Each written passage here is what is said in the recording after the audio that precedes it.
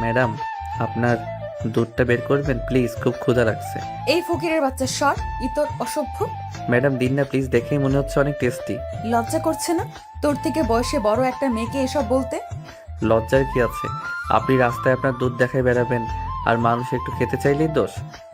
আমার দুধ আমি কাউকে খেতে দেবো না। দিন না ম্যাডাম দুধটা বের করে, এত সুন্দর সাদা টকটকে দুধ, দেখেই তো লোভ লাগছে। ছোট লোকের বাচ্চা, আমার বাবা তোকে গ্রাম থেকে তুলে এনেছে, তোকে বাড়িতে কাজ দিয়েছে, আর তুই তার মেয়েকে নোংরা নোংরা কথা বলছিস। রিয়া আসিফকে মারতে গেলেই রিয়ার বান্ধবী রিমি ওকে আটকায়। কি করছিস কি? ছোট মানুষ ভুলে বলে ফেলেছে। তুই আমার বান্ধবী হয়ে ওর হয়ে কথা বলছিস? তুই ভুল বুঝছিস ওকে। কিসের ভুল? তুই শুনিসনি ও আমার দুধ খেতে চেয়েছে? হ্যাঁ, ও দুধ খেতে চেয়েছে ঠিকই, কিন্তু তোর না, তোর ব্যাগে রাখা মিল্ক শেকটা খেতে চেয়েছে। রিমি রিয়ার ব্যাগের বোতল রাখার জায়গা থেকে মিল্ক শেপের বোতলটা বের করে দেখায়। হ্যাঁ, এই দুধটাই তো খাবো। ম্যাডাম তো বান্ধবী ম্যাডামকে বলেছিলেন যে বড় ম্যাডামের দেওয়াই দুধ নাকি খাবেন না, রাস্তায় যে ফেলে দিবেন। খাবার জিনিস ফেলে দেওয়ার দরকার কি ম্যাডাম? আমাকে দিন না, আমি খাই। রিয়া রিমির হাত থেকে বোতলটা নিয়ে আসিফের দিকে ছুঁড়ে মারে। নে খা, ছোট লোকের বাচ্চা। বোতলটা আসিফের গায়ে লেগে মাটিতে পড়ে যায়। মিল্ক শেপ কিছুটা আসিফের জামায় লাগে, বাকিটা মাটিতে ছড়িয়ে যায়। আসিফ হতাশ হয়ে মাটির দিকে তাকিয়ে থাকে। ইস, ফেলে দিলেন, পুরোটা নষ্ট হয়ে গেল। হ্যাঁ, নষ্টই করব। তোর মতো ছোট লোকের বাচ্চার মুখে নেওয়ার চেয়ে নষ্ট করা ভালো। এখন এখান থেকে যা, এখান থেকে এক্ষুনি বের হ আমার চোখের সামনে থেকে। রিয়া, এসব কি করছিস? ও তো সত্যি মিল্ক শেকটার কথাই বলছিল। তুই বিনা কারণে ওকে অপমান করলি, মারলি। চুপ কর রিমি, তুই সব জানতিস, তুই আমাকে ভুল বোঝালি। আর এই ইতরটা প্রথম থেকে ওর কথা বলার ধরনটা সন্দেহজনক ছিল। আমি জানতাম ও বাজে কথা বলছে। ম্যাডাম আমি তো খারাপ কিছু বলিনি, আপনিই ভুল বুঝেছেন। আর বাবা বলেছিল ফেলে দেওয়ার আগে যে কোনো খাবার আমাকে দিতে। তোর বাবার জন্যই তো আজ তোদের এত সাহস। কালই বাবাকে বলে তোকে গ্রামে ফেরত পাঠানোর ব্যবস্থা করব। যা। আসিফ কাঁদো কাঁদো মুখে সেখান থেকে চলে যায়। রিয়া রাগে ফুঁসতে থাকে। রিমি তার দিকে শান্তভাবে তাকায়। রিয়া, তোর না একটু ঠান্ডা হওয়া দরকার। তুই যা করলি সেটা ঠিক হলো না। ছেলেটা সত্যিই নির্দোষ ছিল। আর তোর বাবা তো ওকে ভালোবেসে এনেছেন। তুই এভাবে ছোট লোক বলে অপমান করলি। জানি না রিমি, আমার কেমন যেন অস্বস্তি লাগছিল। ওর কথাগুলো এমন ভাবে বলছিল, মনে হচ্ছিল ও তোর শরীরের কথা বলছে, আর তুই সেটাই ধরে নিলি। এটা তোর মানসিকতা রিয়া।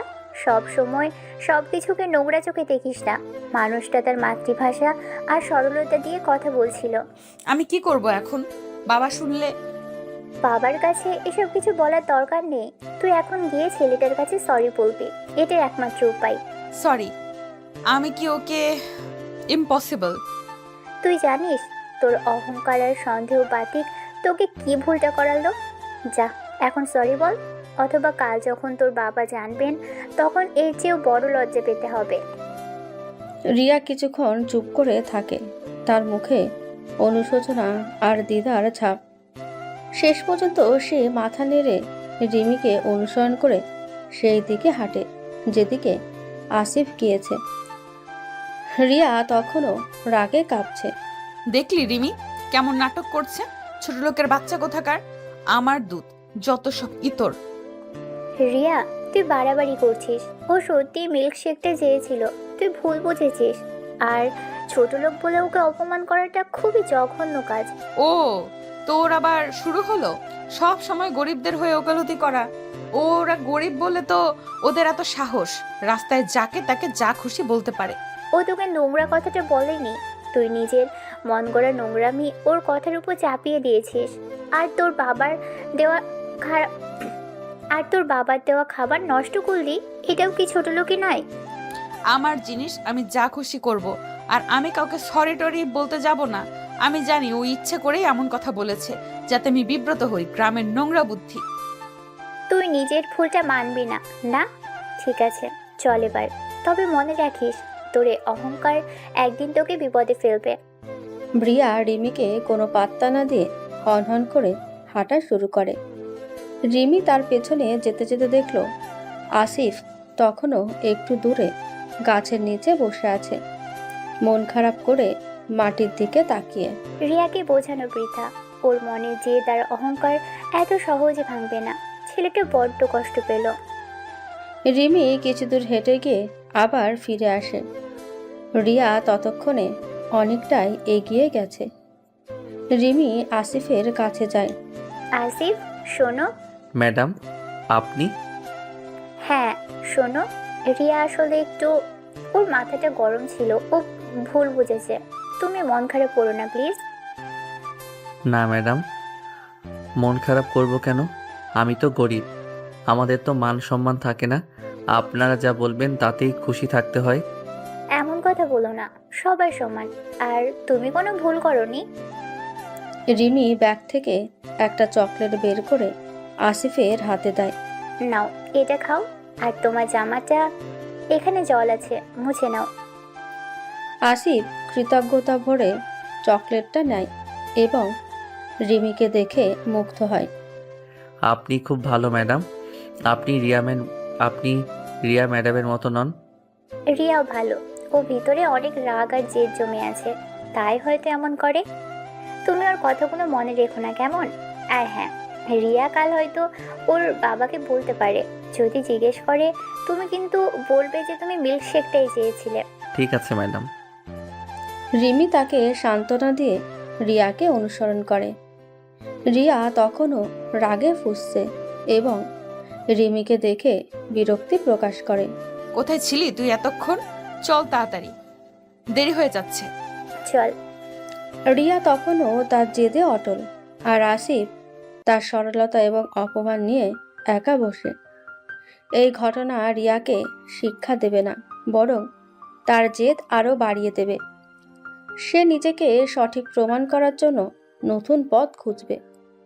বাড়ি ফিরে রিয়া সোজা তার বাবা রায়হান সাহেবের কাছে যায়।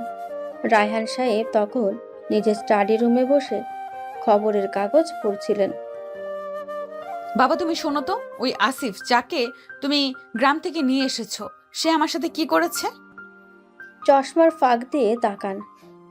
কি হয়েছে মা? শান্ত হয়ে বলো।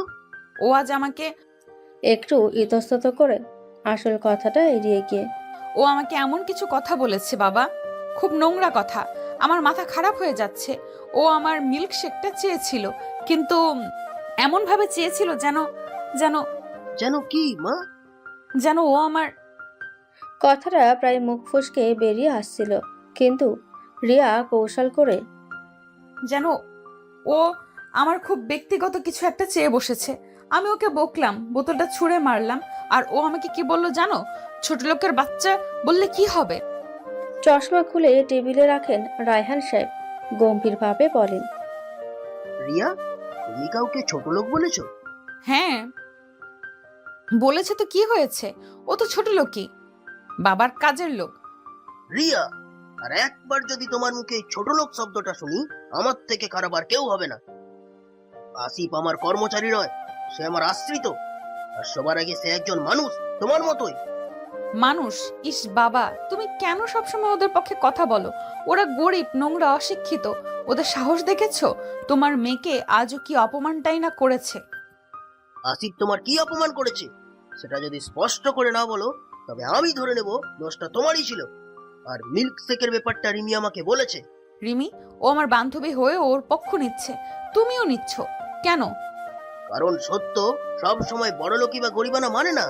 শোনো মা, আজ তুমি যে বাড়িতে আছো, যে পোশাকটা পরে আছো, তার দাম হয়তো আসিফের সারা জীবনের উপার্জনের চেয়ে বেশি। কিন্তু একটা কথা মনে রাখবে, টাকা দিয়ে মানুষ মাপা যায় না। আমি মানবো না। শোনো, এই যে তোমার অহংকার, এটা তোমাকে অন্ধ করে দিয়েছে। গরিবেরা কি? তারা তোমার মতোই মানুষ। তাদেরও খিদে পায়, হাসি কান্না আছে। তারা তোমার মতো এসি গাড়িতে ঘোরে না, রিক্সা চালায়। তারা তোমার মতো দামি খাবার খায় না, নুন ভাত খায়। কিন্তু তারা চুরি করে না, কারো ক্ষতি করে না। তারা কঠোর পরিশ্রম করে বাঁচে, বুঝলে? আর সেই পরিশ্রমের ফলটা তো আমি নিচ্ছি না। তুমি এক হবে না, তবে সম্মান তো দিতে শিখবে। আসিফ যা চেয়েছে তা যদি তোমার শরীর থেকে বের হওয়া কিছু হতো তবে তোমার রাগটা করাটা স্বাভাবিক ছিল, কিন্তু সেটা ছিল মিল্ক শেক। তার সরলতা তুমি বুঝতে পারোনি, কারণ তোমার মনটা অহংকারে ভরা। না, ও ইচ্ছে করেই ওই নোংরা কথাটা বলেছিল।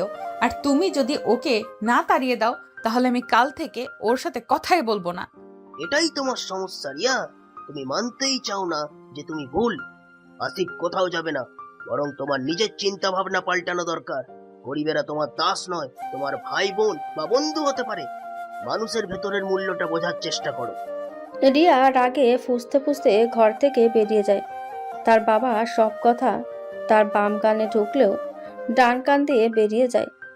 তার জেদ আরো কয়েক গুণ বেড়ে গেল। রায়হান সাহেব হতাশ হয়ে টেবিলের দিকে তাকিয়ে রইলেন। তিনি জানেন তার মেয়েকে বোঝানো সহজ নয়। বাবার কথায় রিয়া শান্ত হওয়ার বদলে আরো জেদি হয়ে উঠল। সে মনস্থির করল আসিফকে এমন শিক্ষা দেবে যাতে সে আর কোনোদিন তার মুখের ওপর কথা বলার সাহস না পায়, বা তার বাবাকেও যেন কোনোদিন তার বিপক্ষে যেতে না হয়। পরের দিন সকালে রিয়া তার মাকে না জানিয়ে আসিফের জামা কাপড়ের ট্রাঙ্কের কাছে গেল। আসিফ তখন বাগানে কাজ করছিল। রিয়া চটজলদি তার ট্রাঙ্কের ভেতরে থাকা নতুন দুটি শার্ট এবং একমাত্র ভালো প্যান্টটি বের করে নিল। সেগুলো নিয়ে সে সোজা বাড়ির পিছনে, যেখানে পুরনো জিনিস পোড়ানো হয়, সেখানে গিয়ে আগুনে ফেলে দিল। কিছুক্ষণের মধ্যেই আসিফের জামা কাপড়গুলো উড়ে ছাই হয়ে গেল। রিয়া এক কোণে লুকিয়ে সবটা দেখল। তার মুখে এক পৈশাচিক হাসি। এবার বুঝবি আমার সাথে লাগলে কি হয়। বাবা আমাকে যা খুশি বলুক, আমি তোকে থাকতে দেব না। দুপুরে কাজ শেষে আসিফ যখন স্নান করে এসে জামা কাপড় পাল্টাতে গেল, তখন দেখল তার ট্রাঙ্ক ফাঁকা। তার নতুন শার্টগুলো নেই। হতভম্ব হয়ে সে চারিদিকে খুঁজতে লাগলো। তার চোখ জলে ভরে উঠল, কারণ ওই কাপড়গুলো ছিল তার বাবা মায়ের দেওয়া শেষ উপহার। কই গেল আমার জামাগুলো? আসিফ জানে না যে এটা রিয়া করেছে। সে ভয়ে ভয়ে রায়হান সাহেবকে জানালেই রায়হান সাহেব অবশ্য বুঝতে পারলেন এ কার কাজ হতে পারে, কিন্তু তিনি মেয়ের বাড়াবাড়ি দেখে আপাতত চুপ রইলেন। তিনি আসিফকে নতুন কিছু জামা কাপড় কিনে দিলেন, তবে আসিফের মন থেকে সেই কষ্ট দূর হলো না। কদিন পর রিয়া কলেজে গেল। তার রাগের রেশ এখনো কাটেনি। ক্লাসের শেষে রিয়া যখন তার বন্ধুদের সাথে করিডোর দিয়ে যাচ্ছিল, তখন একটা ছেলে তার পথ আটকালো। ছেলেটা কলেজের দ্বিতীয় বর্ষের ছাত্র, নাম অমিত। সে দেখতে বেশ স্মার্ট এবং ধনী পরিবারের ছেলে। হে রিয়া, কেমন আছো? তোমার জন্য একটা জিনিস এনেছিলাম। অমিত একটা দামি চকলেটের বাক্স রিয়ার দিকে বাড়িয়ে দিল। তুমি কে আর আমাকে এসব দিচ্ছ কেন? আমি অমিত, তোমার সিনিয়র। তোমাকে দেখে আমার প্রথম দিনেই দারুণ লেগেছে। তুমি তো কলেজের রানী, তাই ভাবলাম রানীর জন্য তো রাজুকে উপহার চাই। রিয়া, ও অমিত, শুনেছি খুব বাজে ছেলে, সবার সাথে ফ্লার্ট করে। অমিতের দিকে অহংকারী দৃষ্টিতে তাকিয়ে। আমি কলেজের রানী কিনা সেটা জানার জন্য তোমার কোনো উপহারের দরকার নেই, আর আমার এসব ফালতু জিনিস পছন্দ নয়। রিয়া অমিতের হাত থেকে চকলেটের বাক্সটা নিয়ে করিডোরের ডাস্টবিনে ছুঁড়ে ফেলে দিল। এটা কি করলে? তুমি এত অহংকারী কেন? অহংকার নয়, আত্মসম্মান। আমি তোমার মতো ফালতু ছেলেদের পাত্তা দেই না। আর শোনো, আমাকে আর ফোন করার চেষ্টা করবে না। রিয়া তার বান্ধবীদের নিয়ে চলে গেল। অমিত অপমানিত হয়েও এক অদ্ভুত হাসি হাসল। বাহ, এই মেয়েটা তো অন্যরকম। এর জেদটা আমার পছন্দ হলো। একে আমার চাই। তুমি আমাকে পাত্তা দিলে না রিয়া। তোমার এই অহংকারেই আমি ভাঙবো। দেখা যাক তুমি কতদিন আমাকে এড়িয়ে যেতে পারো। রিয়া কলেজ থেকে বেরিয়ে গেল। তার মনে আসিফের ওপর জেদ আর অমিতের দেওয়া অপমানের মিশ্র প্রতিক্রিয়া। সে বুঝতেই পারল না তার অহংকার তাকে এক নতুন সমস্যার দিকে ঠেলে দিচ্ছে। এরপর দিনগুলো অন্যরকম হতে শুরু করলো।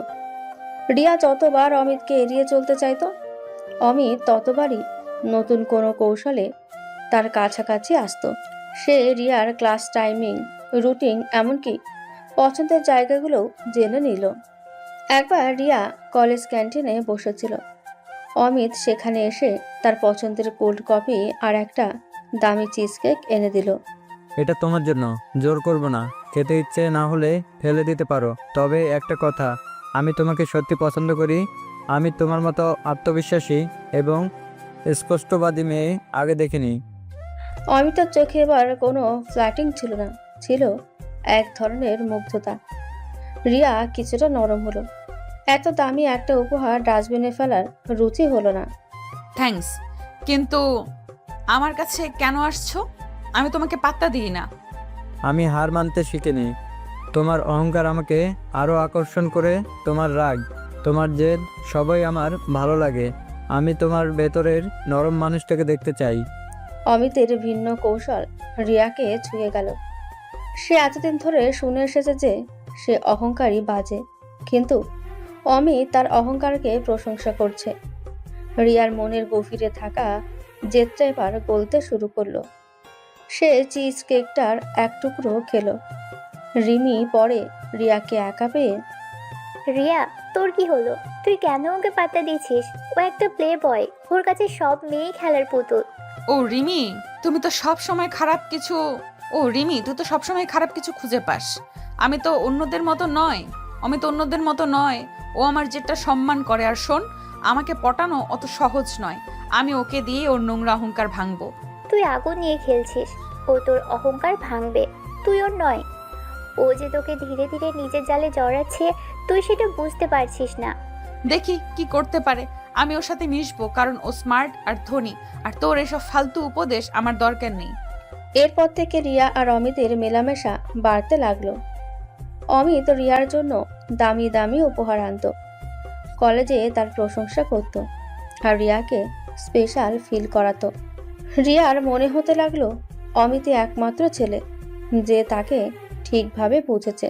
তার বাবার কাছেও যে সম্মান পায়নি, অমিতের কাছে সে সেটা পাচ্ছে। এক সন্ধ্যায় কলেজ শেষ হওয়ার পর অমিত রিয়াকে তার গাড়িতে করে একটা নির্জন কফি শপে নিয়ে গেল। পরিবেশটা ছিল খুব রোমান্টিক। রিয়া, আমি আর থাকতে পারছি না। আমি তোমাকে মন থেকে ভালোবাসি। তুমি আমার জীবনের সব থেকে মূল্যবান সম্পদ হতে পারো। অমিত রিয়ার হাত ধরে। রিয়ার মনে তখন এক অন্যরকম অনুভূতি। তার অহংকার, জেদ, সবকিছু যেন অমিতের ভালোবাসার কাছে হার মানছিল। সে এতদিন ধরে যে মনোযোগ আর প্রশংসার কাঙাল ছিল, অমিত তাকে সেটাই দিয়েছিল। আমিও তোমাকে পছন্দ করতে শুরু করেছি অমিত। সেই দিনই তারা আনুষ্ঠানিকভাবে সম্পর্কে জড়ালো। রিমি এই সম্পর্ক মেনে নিতে পারল না। সে রিয়াকে বারবার সতর্ক করলো। রিয়া, তুই বড় ভুল করছিস। ও তোকে ব্যবহার করবে, তুই অন্ধ হয়ে গেছিস। তুই আমার জীবনে নাক গলাবি না। আমার জীবন আমি যা খুশি করব। তুই আমার ভালো চাস না। আমার মনে হচ্ছে অমিতই একমাত্র যে আমাকে ভালোবাসে। রিয়া নিজেকে সঠিক প্রমাণ করতে গিয়ে অমিতের গভীর ভালোবাসার ফাঁদে পা দিল। তার জেদ এবার তাকেই বিপদে ফেলল। অন্যদিকে আসিফ তখনও রায়হান সাহেবের বাড়িতে কাজ করে চলেছে। রিয়া তার ক্ষতি করে তৃপ্তি পেলেও আসিফের ওপর তার রাগ কমার বদলে যেন আরও বেড়ে গেল। সে চাইতো আসিফ যেন বাড়ি ছেড়ে চলে যায়। রিয়া আর অমিতের প্রেম ধীরে ধীরে গাঢ় হলো। তারা প্রায়ই কলেজের বাইরে দেখা করত। রিয়া অমিতের মনোযোগে ভেসে যাচ্ছিল, আর তার অহংকার তাকে অন্ধ করে রেখেছিল। অন্যদিকে আসিফ নীরবে তার কাজ করে যাচ্ছিল। রিয়া মাঝে মাঝে ইচ্ছাকৃতভাবে অমিতের সাথে ঘনিষ্ঠ হওয়ার দৃশ্য এমনভাবে তৈরি করত যাতে আসিফ তা দেখতে পায়। একদিন বিকেলে আসিফ বাজার থেকে ফিরছিল। কলেজের পেছনের গলিতে একটা কফি শপের কাছে সে দেখল অমিত আর রিয়া গাড়িতে বসে গল্প করছে। আসিফ পাশ দিয়ে যাওয়ার সময় একটু উঁকি দিল। তার চোখ আটকে গেল অন্য একটা দৃশ্যে। অমিতের গাড়ি থেকে একটু দূরেই একটা মোটরসাইকেলে বসেছিল একটা মেয়ে। আসিফ লক্ষ্য করল অমিত রিয়ার কাছ থেকে বিদায় নিয়ে গাড়ির পেছনের লুকিং গ্লাসে রিয়াকে দেখছিল, আর রিয়া তার চলে যাওয়া দেখছে। রিয়া একটু দূরে যেতেই অমিত দ্রুত গতিতে মোটরসাইকেলে বসা মেয়েটির কাছে গেল। আসিফ দেখল অমিত খুব অস্বাভাবিকভাবে বিশ্রী নজরে মেয়েটির হাত ধরল, হাসি ঠাট্টা করলো এবং মেয়েটিকে জড়িয়ে ধরে বিদায় নিল। মেয়েটির মুখেও হাসির ঝলক আসি স্পষ্ট বুঝতে পারল। অমিত শুধু রিয়ার সাথেই নয়, অন্য মেয়ের সাথেও সম্পর্ক রাখছে। এ কি, রিয়া ম্যাডামের সাথে প্রেম করছে, আবার অন্য মেয়ে? এই ছেলেটা তো ভালো নয়। রিয়া ম্যাডামকে তো জানিয়ে দিতে হবে। আসিফ দ্রুত সাইকেল ঘুরিয়ে অমিতের পিছু নিল। অমিত যখন একা একটা নির্জন পার্কিং লটে তার গাড়ি রাখছিল, তখন আসিফ তার সামনে গিয়ে দাঁড়ালো। এই শুনুন, আপনি রিয়া ম্যাডামের সাথে কি করছেন? কে রে তুই? এই ছোট লোক সর। আমি রায়হান সাহেবের বাড়িতে কাজ করি। আপনি রিয়া ম্যাডামকে ঠকাচ্ছেন। আমি দেখলাম আপনি অন্য মেয়ের সাথেও। ও বুঝেছি, তুই তো সেই ঘরের চাকর। শোন রিয়া, আমার গার্লফ্রেন্ড, আর আমি কার সাথে মিশবো না মিশবো সেটা আমার ব্যাপার। তুই কি আমাকে বলার? আমি রিয়া ম্যাডামকে সব বলে দেব। আপনি ভালো লোক নন। আসিফের কথায় অমিতের চোখ জ্বলে উঠল। সে বুঝতে পারল এই গরিব ছেলেটা তার প্ল্যানে বাধা দিতে পারে। আসিফের কাঁধে হাত রেখে ফিসফিস করে, দেখ, তুই যদি রিয়াকে কিছু বলতে যাস তাহলে তোর কি হবে তা তুই নিজেও জানিস না। আমি তোকে এমন ফাঁসাবো যে তোর বাবা তোকে রাস্তা থেকে তুলে এনেও বাঁচাতে পারবে না। আসিফ ভয় পেল, কিন্তু তবুও পিছু হটতে চাইল না। আমি ভয় পাই না। আমি রিয়া ম্যাডামকে সত্যিটা বলবই। অমিত মুহূর্তের মধ্যেই একটা পরিকল্পনা এঁটে ফেলল।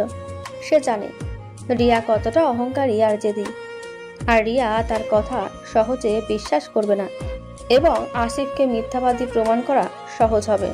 পরের দিন অমিত রিয়াকে নিয়ে একটা রেস্টুরেন্টে গেল, দুঃখী হওয়ার ভান করে। রিয়া, আমার খুব খারাপ লাগছে। কাল তোমার বাড়ির ওই আসিফ নামের ছেলেটা, কি করেছে ও? আবার কোনো নোংরামি?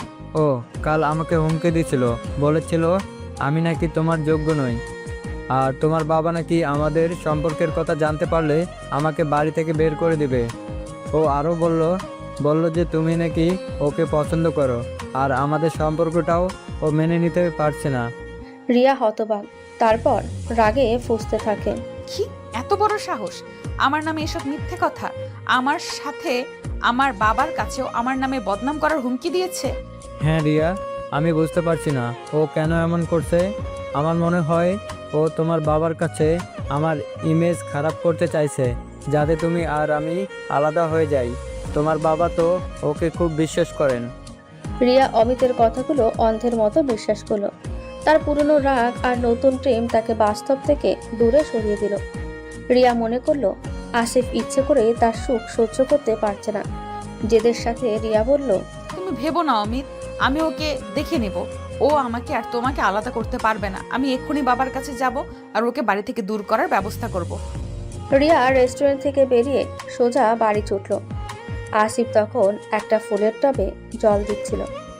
রিয়া তীব্র আক্রোশে তার দিকে এগিয়ে গেল। এই শোন, তোর এত সাহস, আমার আর অমিতের নামে বাবার কাছে মিথ্যা নালিশ করার হুমকি দিচ্ছিস, আর আমার নামে বলছিস যে আমি নাকি তোকে পছন্দ করি। তুই নিজেকে কি ভাবিস? ম্যাডাম, আমি তো শুধু অমিত সাহেবকে বলছিলাম যে সে। চুপ কর। তোর মতো গরিবের বাচ্চা কোনো দিন আমার চোখেও পড়বে না। তুই শুধু আমার জীবনটা নষ্ট করতে চাস। আমার বাবার কাছে গিয়ে সব বলবো। কালকের মধ্যে তোকে এই বাড়ি থেকে বের হতে হবে। আসিফ বুঝতে পারল অমিতের পাত্তা ফাঁদে সে ফেসে গেছে। রিয়া তার কোনো কথাই শুনবে না। তার চোখ ছলছল করে উঠল। রিয়া ম্যাডাম, আপনার আজ অনেক টাকা, অহংকার আর ক্ষমতা। আপনি আমাকে রাজমহল থেকে রাস্তায় নামাতে চাইছেন, নামান, কিন্তু একটা কথা মনে রাখবেন। আসিফ তীব্র দৃষ্টিতে রিয়াকে দেখল। একদিন আপনারও অহংকার ভাঙবে, আর আপনারও এই রাজমহল থেকে রাস্তায় নামার দিন আসবে। গরিবদের অভিশাপ সহজে লাগে না, কিন্তু যখন লাগে তখন সব কেড়ে নেয়। আসিফের এই অভিশাপ রিয়াকে কাঁপিয়ে দিল, কিন্তু তার জেদ সেই ভয়কে মুহূর্তেই ঢেকে দিল। রিয়া রাগে অন্ধ হয়ে তার বাবার দিকে ছুটল। অমিতের চাল সফল হলো। আসিফ রায়হান সাহেবের চোখে খারাপ হওয়ার দ্বার প্রান্তে, আর রিয়া তার নিজের পায়ে কুড়াল মারল। রিয়া তার বাবার কাছে গিয়ে আসিফের বিরুদ্ধে অমিতের শেখানো মিথ্যা অভিযোগগুলো এমনভাবে উপস্থাপন করলো যে রায়হান সাহেব দ্বিধায় পড়ে গেলেন। তিনি মেয়েকে বিশ্বাস করবেন নাকি এতদিন ধরে বিশ্বস্ত আসিফকে? এই নিয়ে তার মনে দ্বন্দ্ব চলল। তবে রায়হান সাহেব আপাতত আসিফকে কিছু বললেন না, শুধু রিয়াকে বোঝালেন যে প্রমাণ ছাড়া কাউকে দোষী বলা উচিত নয়। রিয়া এতে আরো জেদি হয়ে উঠল। পরের দিন ছিল অমিতের জন্মদিন। সকাল থেকে অমিত রিয়াকে নানান দামি উপহারে ভরিয়ে দিল। রিয়া নিজেকে স্পেশাল মনে করতে শুরু করলো, আর আসিফের অভিশাপের কথা পুরোপুরি ভুলে গেল। বিকেলে অমিত রিয়াকে ফোন করে। রিয়া, আজ আমার জন্মদিন। আমি তোমার সাথে একটু একা সময় কাটাতে চাই। একটা খুব স্পেশাল সারপ্রাইজ আছে তোমার জন্য। কোথায়? আমার মামার একটা ফ্ল্যাট আছে, ওই কলেজের থেকে কাছেই, এখন খালি থাকে। সেখানে একটা ছোটোখাটো আয়োজন করেছি। শুধু তোমার আর আমার জন্য, কেউ থাকবে না। প্লিজ আসো। রিমি বারবার রিয়াকে অমিতের সাথে একা যেতে নিষেধ করেছিল। রিয়া, তুই বুঝছিস না কেন? ও তোকে খালি ফ্ল্যাটে কেন ডাকছে? ওর মতলব খারাপ। তুই যাস না প্লিজ। আজও জন্মদিন। ও যদি তোকে সত্যিই ভালোবাসে তাহলে সবাই মিলে সেলিব্রেট করুক। তোর কেন এত সমস্যা? অমিত আমাকে ভালোবাসে আর ও আমাকে স্পেশাল ফিল করাতে চায়। তুই যা, তোর ইচ্ছা হচ্ছে, আমি যাবই। রিয়া তার বান্ধবীর কথা উপেক্ষা করে অমিতের ঠিকানায় পৌঁছালো। ফ্ল্যাটটা দেখতে বেশ বিলাসবহুল, কিন্তু পুরো খালি। চারিদিকে শুধু অল্প কিছু জন্মদিনের সজ্জা। চারিদিকে তাকিয়ে কোথায় সবাই? তুমি না বললে আয়োজন করেছো? দরজা বন্ধ করে তালা লাগাতে লাগাতে শুধু আমি আর তুমি, রিয়া। এটাই তো আমার আসল সারপ্রাইজ। অমিতের চোখে এবার আর সেই মুগ্ধতা ছিল না, ছিল এক ঠান্ডা হিংস্র দৃষ্টি। রিয়া প্রথমবার একটু ভয় পেল। দরজা বন্ধ করলে কেন? রিয়ার দিকে এগিয়ে আস্তে আস্তে আর কেন? আজ আমার জন্মদিন, আর আমার জন্মদিনের সেরা উপহার তো তুমিই হবে, রিয়া। তোমার ওই অহংকার, তোমার এই জেদ, আজ আমি সব ভাঙবো। কি বলছো তুমি এসব? অমিত, কি ভাবছিলে আমি তোমার মতো অহংকারী ধনী মেয়েকে মন থেকে ভালোবাসি? হ্যাঁ, তোমার মতো 10টা মেয়ে আমার পেছনে ঘোরে। তুমি আমাকে প্রথমে অপমান করেছিলে, তাই আমার জেদ চেপে গিয়েছিল। তোমাকে পটানোটা আমার একটা চ্যালেঞ্জ ছিল। অমিতের কথাগুলো শুনে রিয়ার মাথায় আকাশ ভেঙে পড়ল। তার সারা শরীর কাঁপতে শুরু করলো। আসিফের অভিশাপের কথা তার মনে পড়ল। তুমি মিথ্যা বলেছো। অবশ্যই, তোমার মতো ইগোভর্তি মেয়েদের পটাতে গেলে একটু অভিনয় তো করতেই হয়। আর কখন? অমিত জোর করে রিয়ার হাত ধরল। এখন আমার খেলার পালা। আজ তোমার অহংকারটা আমি পায়ে মিশে দিব। রিয়া নিজেকে ছাড়ানোর জন্য প্রাণপণ চেষ্টা করতে লাগলো। সে চিৎকার করার চেষ্টা করলো, কিন্তু অমিত তাকে চেপে ধরল। ছাড়ো আমাকে। অমিত, রিমি ঠিক বলেছিল। বাবা, বাঁচাও আমাকে। কেউ নেই রিয়া, তোমার অহংকারের রাজমহল আজ ভাঙতে চলেছে। আজ তোমার সব অহংকার আমি শুষে নেব। রিয়া বুঝতে পারল তার জীবনের সবচেয়ে বড় বিপদ আসন্ন। তার অহংকার তাকে আজ এই নরকের মুখে এনে দাঁড় করিয়েছে। যে আসিফকে সে ছোট লোক বলে অপমান করেছিল, তার সরল সতর্কতাই ছিল একমাত্র সত্যি। কিন্তু অহংকারের বশবর্তী হয়ে সে নিজের বিপদ নিজেই ডেকে আনল। ফ্ল্যাটের নীরবতা রিয়ার অসহায় কান্নার শব্দে ভরে উঠল। রিমি অমিতের অভিসন্ধি বুঝতে পেরে আর রিয়াকে একা ফ্লাইটে যেতে দেখে ভয়ে কাঁপতে কাঁপতে দ্রুত ফোন করলো। প্রথমে এসে রায়হান সাহেবকে পুরো ঘটনাটা জানালো। মেয়ের বিপদের কথা শুনে রায়হান সাহেব আর এক মুহূর্ত দেরি করলেন না। সঙ্গে সঙ্গেই পুলিশ নিয়ে ফ্লাইটের ঠিকানায় রওনা হলেন। এরপর রিমি রায়হান সাহেবের বাড়ির ল্যান্ডলাইনে ফোন করে কাঁপা গলায় আসিফকে সব খুলে বলল। আসিফ, তাড়াতাড়ি যাও, রিয়া বিপদে পড়েছে।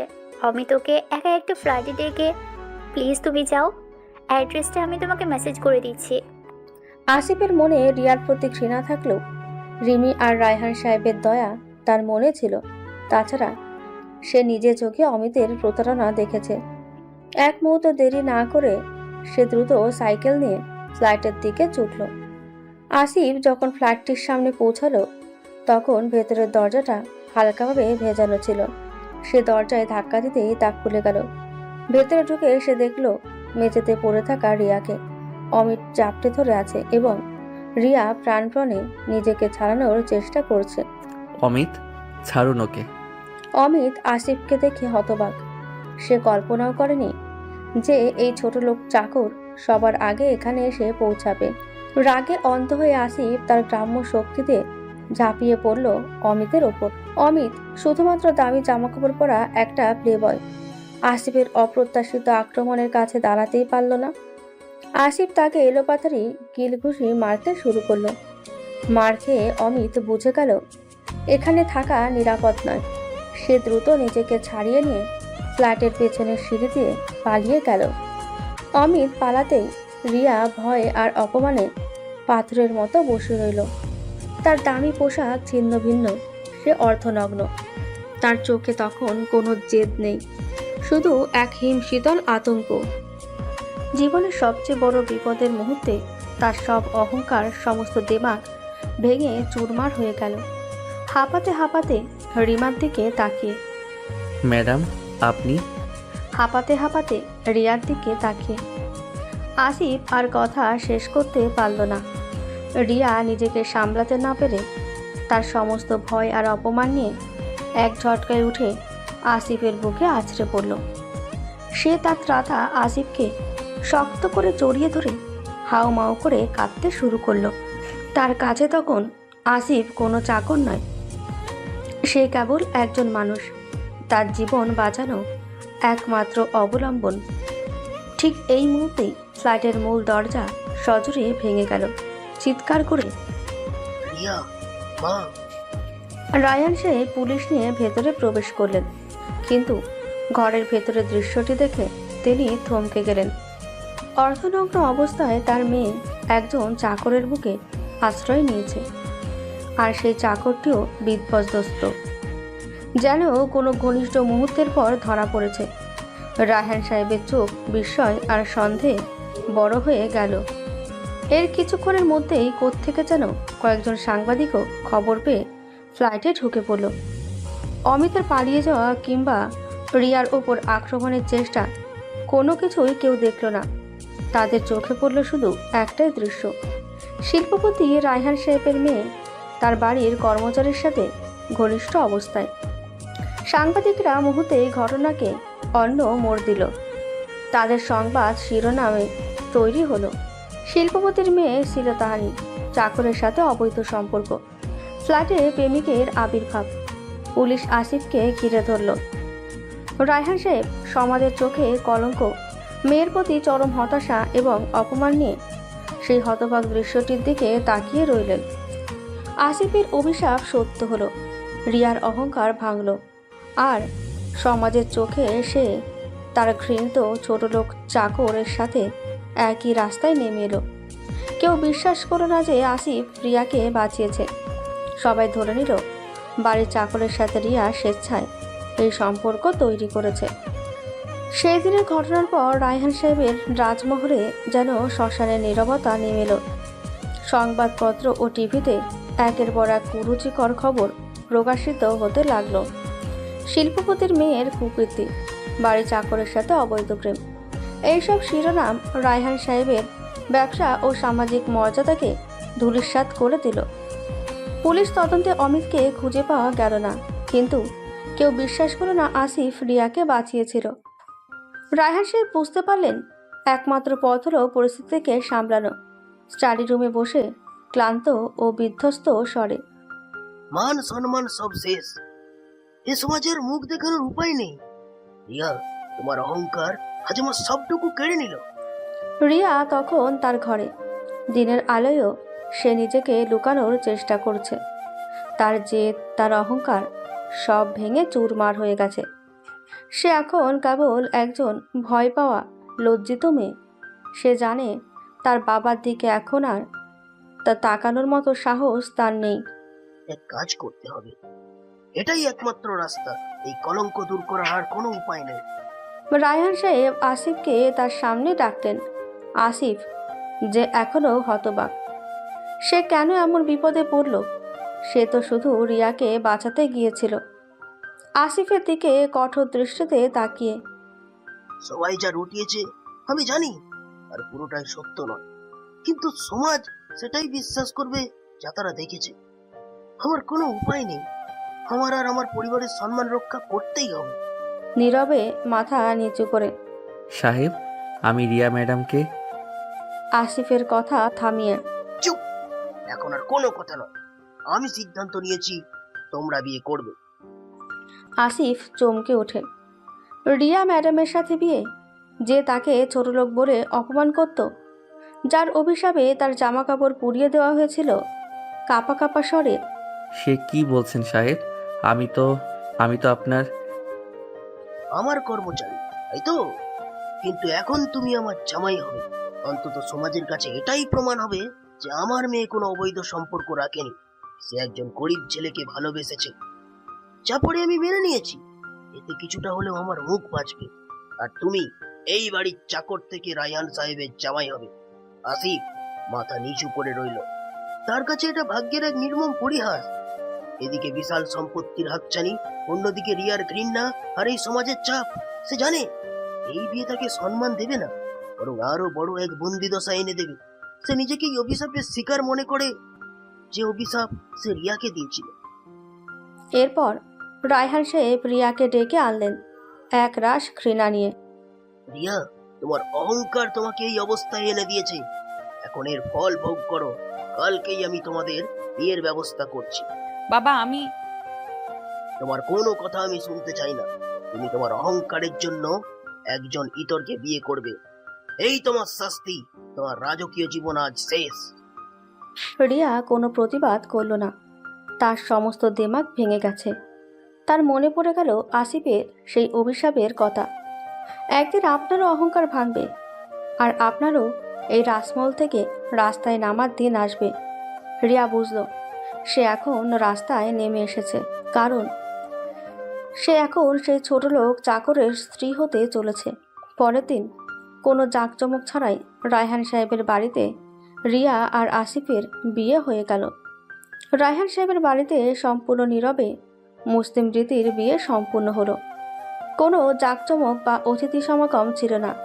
কাজী এলেন, আর রায়হান সাহেবের নির্দেশে দ্রুত সব আনুষ্ঠানিকতা শেষ হলো। রিয়াকে একটি সাধারণ শাড়ি পরানো হলো।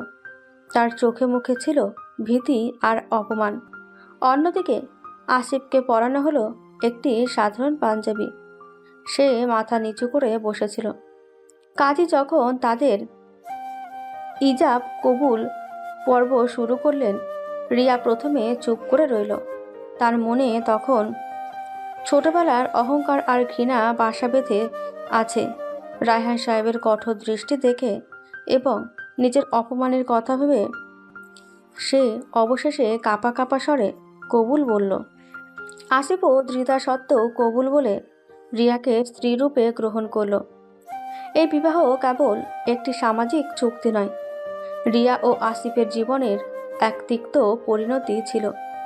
হাতে গোনা কয়েকজন বিশ্বস্ত লোক ছাড়া কেউ জানল না রিয়া, যে কিনা শত কোটি টাকার উত্তরাধিকারিণী, সে তার ঘৃণিত চাকরের স্ত্রী হলো। রিয়া চুড়ি গহনা পরে মাথায় ঘোমটা টেনে বসল। তার চোখে জল, কিন্তু সে জলে আর অহংকারের ছাপ নেই। আছে কেবল এক নিদারুণ যন্ত্রণা। আসিফ, যার স্বরে ছিল কেবল দুটো ভালোভাবে খেয়ে বাঁচার, সে আজ ধনী শিল্পপতির জামাই। তাদের দাম্পত্য জীবনের শুরু হলো ঘৃণা, ভুল বোঝাবুঝি আর এক কঠিন সামাজিক কলঙ্কের মধ্যে দিয়ে। বাসর রাত। রায়হান সাহেবের বাড়ির এক কোণে বিয়ের জন্য সামান্য সজ্জিত একটি ঘরে রিয়া আর আসিফ প্রবেশ করল।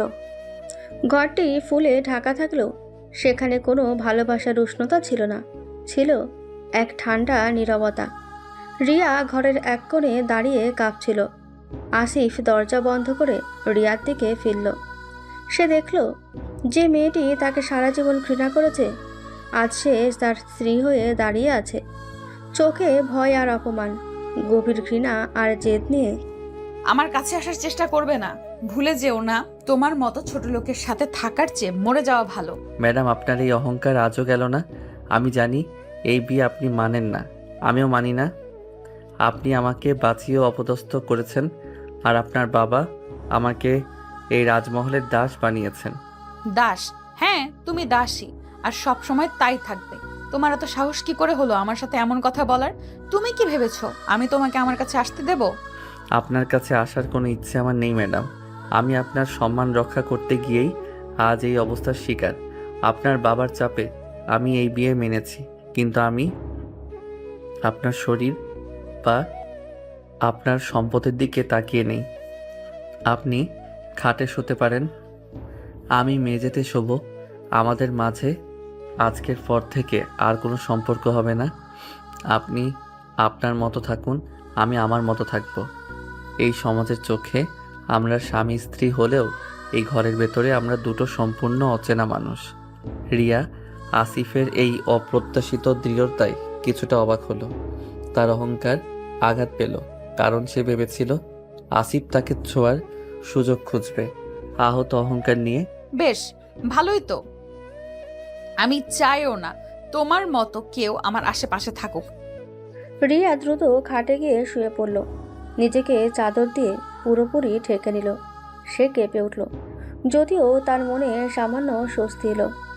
আসিফ নিঃশব্দে মেঝেতে একটি পুরনো চাদর বিছিয়ে শুয়ে পড়ল। তাদের মাঝখানে রইল শুধু শূন্যতা, ঘৃণা আর তাদের ভিন্ন জীবনযাত্রার ব্যবধান। বাইরের দুনিয়ার কাছে তারা স্বামী স্ত্রী, কিন্তু সে বাসররাত তাদের সম্পর্ককে আরও বেশি বিচ্ছিন্ন করে দিল। পরের দিন সকালে রায়হান সাহেব রিয়া ও আসিফকে তার স্টাডি রুমে ডাকলেন। দুজনেই ক্লান্ত আর বিধ্বস্ত। রিয়া তখনও তার রাতের অপমানের রেশ কাটিয়ে উঠতে পারেনি, আর আসিফের চোখে ছিল অজানা ভবিষ্যতের অনিশ্চয়তা। কোনো ভূমিকা না করে সরাসরি বলেন, শোনো, আমি তোমাদের ডেকেছি একটা চূড়ান্ত সিদ্ধান্তের জন্য। এই শহরে থাকা আর সম্ভব নয়। আমার ব্যবসা, আমার সামাজিক সম্মান সব এখন এই কলঙ্কের নিচে চাপা পড়ে গেছে। কিন্তু বাবা, রিয়াকে থামিয়ে দিয়ে, চুপ! এই সব তোমার জেদ আর অহংকারের ফল। এখন তার মূল্য তোমাকেই দিতে হবে। আমি তোমাদের দুজনকে এই শহর থেকে দূরে পাঠাতে চাই। কোথায় সাহেব? তোমাদের গ্রাম। আসিফ, তুমি তোমার স্ত্রীকে নিয়ে গ্রামে চলে যাবে। এই কথা শুনে রিয়া আর আসিফ দুজনেই চমকে উঠল। রিয়া, যে সারা জীবন বিলাসবহুল জীবনযাপন করেছে, সে যাবে গ্রামে? আর আসিফ, যে এই শহরকে আলোর ঝলকানি দেখেছিল, সে আবার ফিরবে অন্ধকারে? না বাবা, আমি গ্রামে যাব না। ওখানে কোনো সুযোগ সুবিধা নেই। আমি তোমার মেয়ে। এখন তুমি আসিফের স্ত্রী, আর তোমার স্বামীর ঘর সেখানে। তুমি ভাবছো আমি তোমাকে আমার চোখে দেখবো? আমার বাড়িতে থাকা মানে প্রতিদিন এই কলঙ্কে নতুন করে জিয়ে তোলা। তোমরা এখন গ্রামেই থাকবে। আমি তোমাদের জন্য সেখানে একটা ছোটখাটো থাকার ব্যবস্থা করে দেব, আর তোমার গচ্ছাদানের জন্য সামান্য একটা চাষের জমি দেব। সাহেব, আপনি যা ভালো মনে করেন। আসিফ, আমি তোমাকে বিশ্বাস করি। তুমি সরল ছেলে। আমার মেয়ে ভুল পথে গিয়েছিল, তুমি তাকে রক্ষা করতে গিয়ে এই জালের শিকার হয়েছ। এখন আমার মেয়েকে সঠিক পথে আনা তোমার দায়িত্ব। আমি আশা করি তুমি রিয়াকে বোঝাবে। বাবা, এটা কি ধরনের শাস্তি দিচ্ছ আমাকে? আমি থাকতে পারবো না ওখানে। আমি তো তোমার মেয়ে। তুমি আমার মেয়ে বলেই তো তোমাকে এই শাস্তি দিচ্ছি। যাও, সেখানে গিয়ে মানুষের জীবন কেমন হয় সেটা বোঝো। টাকা আর অহংকার দিয়ে সব কেনা যায় না। যতক্ষণ না তুমি তোমার এই অহংকার ভাঙবে, ততক্ষণ তোমরা শহরে ফিরতে পারবে না। তোমাদের খরচ আমি প্রতি মাসে পাঠিয়ে দেব, কিন্তু এর বেশি কিছু নয়। রায়হান সাহেব তার সিদ্ধান্ত জানিয়ে দিলেন। রিয়া তার বাবার পায়ে লুটিয়ে পড়ে অনেক অনুরোধ করল, কিন্তু রায়হান সাহেব অবিচল রইলেন। রিয়া যে অন্যকে ছোট লোক বলে ঘৃণা করত, আজ সে নিজে সেই ছোট লোকের সাথে তার ঘৃণিত গ্রামে যেতে বাধ্য হলো। তার রাজত্ব শেষ হলো, শুরু হলো কঠিন এক নতুন জীবন। রায়হান সাহেবের সিদ্ধান্তের পর রিয়া আর আসিফের হাতে সময় ছিল না। কোনো বড় আয়োজন বা প্রস্তুতি ছাড়াই রিয়াকে প্রায় এক কাপড়ে সে গ্রামমুখী হতে হলো, যেখানে সে একদিন আসিফকে ছোট লোক বলে ঘৃণা করত। রায়হান সাহেব শুধুমাত্র তাদের যাতায়াতের জন্য কিছু টাকা দিলেন, যা দিয়ে বিলাসবহুল কোনো ব্যবস্থা করা সম্ভব ছিল না। পরের দিন সকালে রিয়া তার দামি লাগেজগুলো ফেলে শুধু একটা ছোট ব্যাগ হাতে নিয়ে আসিফের সাথে বের হলো। তাদের যাত্রা শুরু হলো লোকাল বাসে। রিয়া কোনোদিন লোকাল বাসে চড়েনি। বাসের ভেতরে তীব্র গরম, অসহ্য ভিড়, আর পাশে থাকা যাত্রীদের গায়ের ঘামের উৎকট গন্ধে রিয়া বারবার বমি করার উপক্রম হলো। বিরক্তিতে মুখ বিকৃত করে উফ, কি অসহ্য, কি নোংরা এই জায়গাটা। তুমি কেন একটা ট্যাক্সি বা ভালো গাড়ির ব্যবস্থা করলে না? ম্যাডাম, বাবা যে টাকা দিয়েছেন তাতে এর চেয়ে ভালো কিছু সম্ভব নয়। এইভাবেই গ্রামের মানুষ যাতায়াত করে। আর আপনি তো এক কাপড় এসেছেন, আপনার ব্যাগও ছোট। আমরা তো ভাগ্যক্রমে বসতে পেরেছি। তোমার মতো ছোট লোককে বিয়ে করার ফল আমার জীবনটা নরক হয়ে গেল। এরপর বাস থেকে নেমে তাদের পৌঁছতে হলো এক লোকাল ট্রাকে। পণ্য বোঝায় সেই ট্রাকে কোনো বসার জায়গা ছিল না। রিয়াকে দাঁড়িয়ে থাকতে হলো। তার ট্রাকের ঝাঁকুনিতে তার শরীর প্রায় ভেঙে পড়ার জোগাড় হলো। রাস্তার ধুলো আর কাদা এসে তার মুখে মাথায় পড়ল।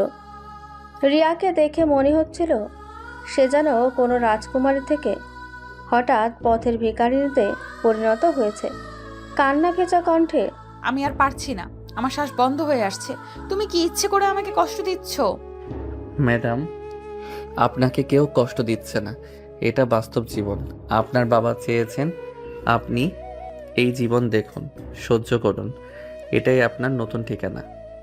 দিনের শেষে যখন তারা গন্তব্যে পৌঁছালো তখন রিয়া ধুলোমাখা, বিধ্বস্ত এবং সম্পূর্ণ ক্লান্ত।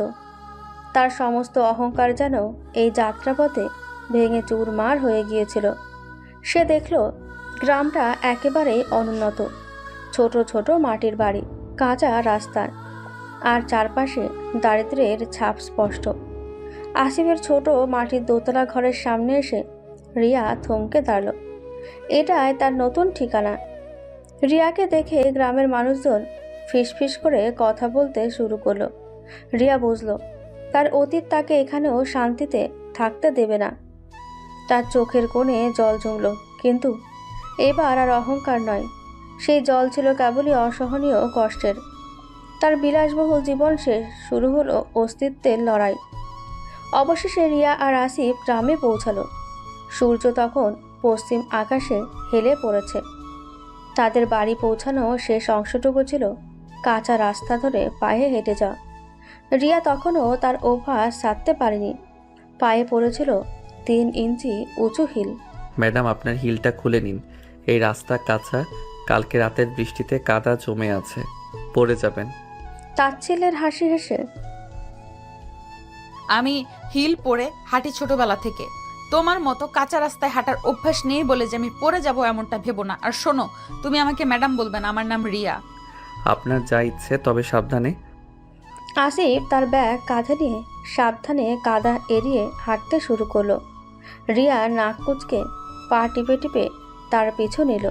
সে ভাবছিল এই কাদা তার দামি হিল নষ্ট করবে, কিন্তু সে আসিফের কাছে হার মানবে না। রিয়া সবে 2-3 পা এগিয়েছে, এমন সময় তার ডান পায়ের হিলটা নরম কাদার ভেতরে গেঁথে গেল। রিয়া সেটা টেনে তুলতে গিয়ে ভারসাম্য হারালো। সে এক মুহূর্তের জন্য শূন্যে ভাসল। তার বিলাসবহুল জীবন, তার অহংকার, সব যেন সেই মুহূর্তে শূন্যে দুলতে লাগলো। আর পর মুহূর্তেই ধপাস, রিয়া তার সমস্ত গ্ল্যামার আর অহংকার নিয়ে শটান চিত হয়ে পড়ল কাদায়। তার সুন্দর মুখটা, যেটা সবসময় অহংকারে কুঁচকে থাকতো, তাতে পুরো কাদা মাখামাখি। তার শাড়ির আঁচল, যেটা সবে সে টেনে টুনে পড়েছিল, সেটাও কাদায় ভিজে একাকার। রিয়া তখন পুরো কাদামাখা একটি জীবন্ত মূর্তির মতো। ঘুরে দাঁড়িয়ে দৃশ্যটা দেখে প্রথমে একটু থমকে গেল, তারপর মুখ চেপে হাসল। ম্যাডাম, মানে রিয়া, আমি তো বলেইছিলাম। রাগে কাঁপতে কাঁপতে কাদা মাখা হাতে উঠে দাঁড়ানোর চেষ্টা করতে করতে এই হাসছো কেন তুমি, ছোট লোক কোথাকার? রিয়া যত নড়তে চেষ্টা করলো তত কাদা তার শরীরে মাখল। তার অবস্থা দেখে গ্রামের 2-4 জন লোক, যারা দূরে দাঁড়িয়ে ফিসফিস করছিল, তারা আর হাসি চেপে রাখতে পারল না। তারা হেসে উঠল। হাসি কোনো মতে চেপে দাঁড়ান, আমি তুলছি। আপনি তো নিজেই প্রমাণ করে দিলেন আপনার অহংকার আপনাকে মাটিতে নামিয়ে দিয়েছে। আসুন। আসিফ তার হাত বাড়িয়ে দিল। রিয়া প্রথমে তার কাদামাখা হাতে আসিফের হাত ধরতে দ্বিধা বোধ করল, কিন্তু অন্য কোনো উপায় না দেখে সে শেষমেশ আসিফের হাত ধরে কাদা থেকে উঠে দাঁড়ালো। কাদা মাখা মুখ নিয়ে রাগে গড়গড় করতে করতে, এটা তোমার দোষ। তুমি ইচ্ছে করে আমাকে সতর্ক করেছো যাতে আমি পড়ি। আমি তো চেয়েছিলাম আপনি আপনার অহংকার বলে সতর্ক হন, কিন্তু আপনার অহংকারই আপনাকে মাটিতে নামালো। এখন চলুন, এই অবস্থাতেই বাড়ি যেতে হবে। আর আপনার এই ম্যাডামগিরি গ্রাম পর্যন্ত আসেনি। কাদা মাখা রিয়া আর নীরবে হাঁটা আসিফকে দেখে গ্রামের মানুষজন হাসতে লাগলো। রিয়া বুঝলো তার শাস্তি আরও কঠোর হচ্ছে।